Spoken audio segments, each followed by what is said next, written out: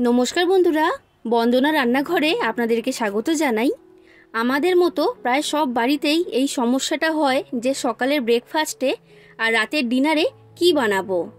তাই আজ আমি আপনাদের সাথে এমন দুটো রেসিপি শেয়ার করছি যে এটা আপনারা সকালের ব্রেকফাস্টে আর রাতের ডিনারে দুবেলাই বানিয়ে ফেলতে পারবেন।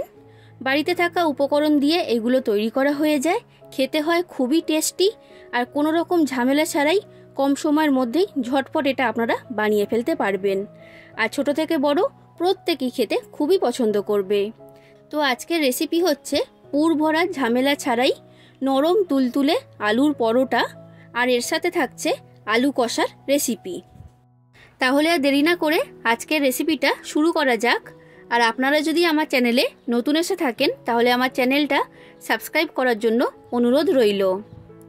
আমি সবার প্রথমে এখানে আলুর পরোটা তৈরি করার জন্য ময়দাটা মেখে নেব। আমি এইখানে নিয়েছি একটা বড় সাইজের সেদ্ধ আলু। এবার এই আলু সেদ্ধর খোসাটাকে আমি ছাড়িয়ে নিচ্ছি। তো আলু সেদ্ধর খোসাটা আমি ছাড়িয়ে নিয়েছি। এবার এই আলু সেদ্ধটাকে একটা গ্রেটারের সাহায্যে আমি গ্রেট করে নিচ্ছি। আপনারা চাইলে হাত দিয়ে মেখে নিতেও পারেন, তবে একটা জিনিস খেয়াল রাখবেন, আলুর মধ্যে যেন কোনো গোটা অংশ না থাকে। তো আলু সেদ্ধটাকে আমি গ্রেট করে নিয়েছি। এইবার এই আলু সেদ্ধর মধ্যে আমি দিয়ে দিচ্ছি 2 কাপ ময়দা। আমি এইখানে ময়দা ব্যবহার করেছি, আপনারা ময়দার পরিবর্তে আটা ব্যবহার করতে পারবেন, কোনো রকম অসুবিধা হবে না। এবার ময়দার মধ্যে দিয়ে দিলাম স্বাদ অনুযায়ী লবণ। এরপর দিয়ে দিচ্ছি সামান্য পরিমাণ জোয়ান। জোয়ানটাকে এইভাবে হাতে ঘষে আমি এর মধ্যে দিয়ে দিয়েছি। এরপর দিয়ে দিচ্ছি কাঁচা লঙ্কা কুচি। আমি এইখানে 3টে কাঁচা লঙ্কা দিয়েছি। আর এরপর দিয়ে দিলাম ধনেপাতা কুচি। আমি ধনেপাতাটা একটু বেশি পরিমাণেই ব্যবহার করেছি। ধনেপাতা দিলে এই আলুর পরোটাটা খেতে খুবই ভালো লাগে। এরপর দিয়ে দিচ্ছি সাদা তেল বা রিফাইন্ড অয়েল। আমি 4 চামচের মতো সাদা তেল দিয়েছি। তেলটা আমি এইখানে ময়ন হিসাবে ব্যবহার করেছি। এবার এই সব কিছুকে একসাথে আমি ভালো করে মেখে নেব।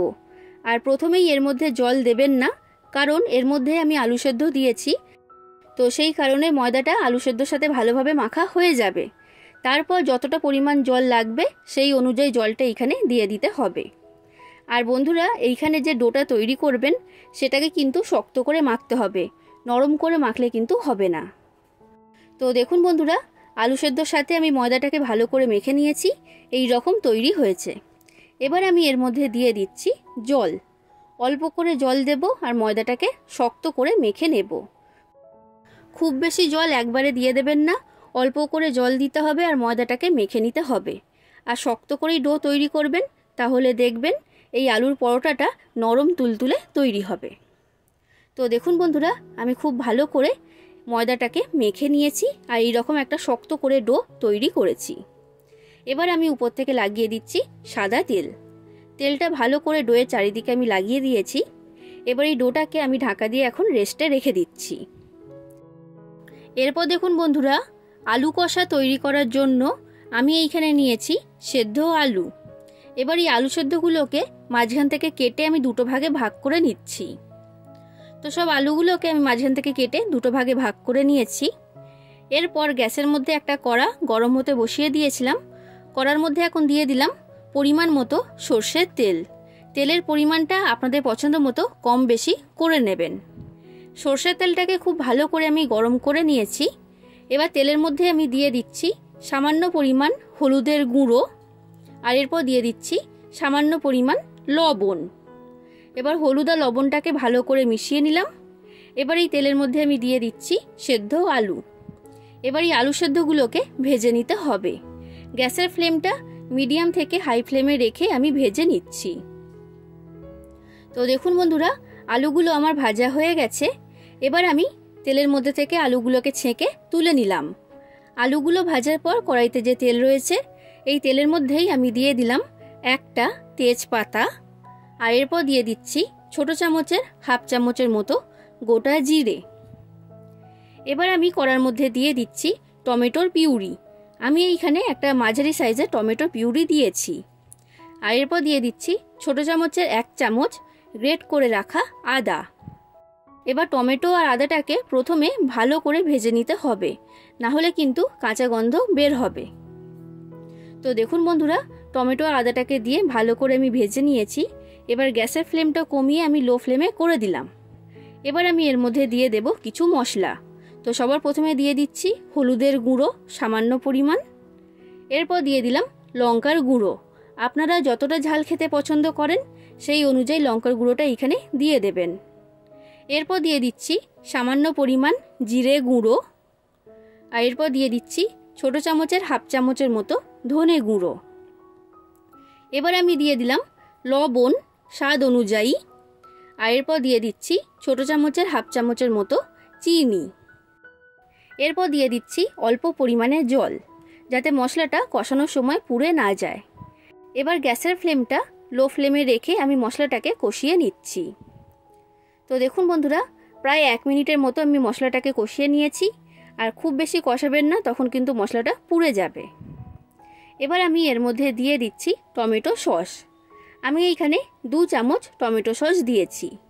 টমেটো সস দিলে এটা খুবই মুখরোচক খেতে হয়। তো সসটাকে দিয়ে ভালো করে মিশিয়ে নিলাম।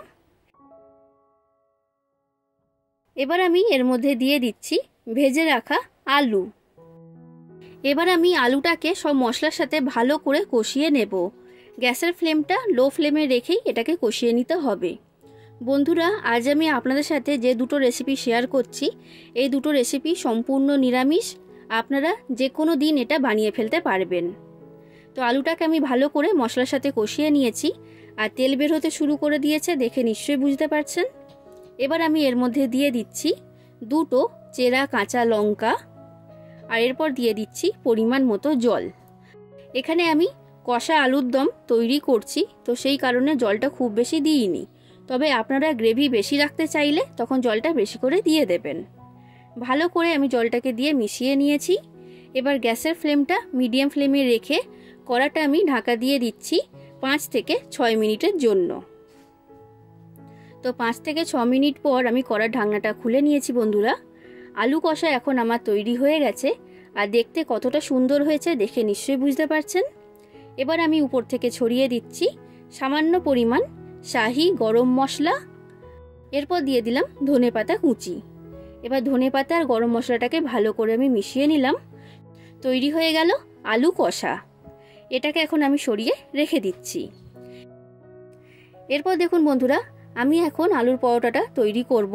তো সেই কারণে যে ডোটা আগে মেখে রেখে দিয়েছিলাম সেই ডোটা আমি নিয়ে নিয়েছি, আর দেখে বুঝতেই পারছেন ডোটা আগের তুলনায় এখন অনেকটাই নরম হয়ে গেছে। এবার এই ডোয়ের মধ্যে থেকে আমি লেচি কেটে নিচ্ছি।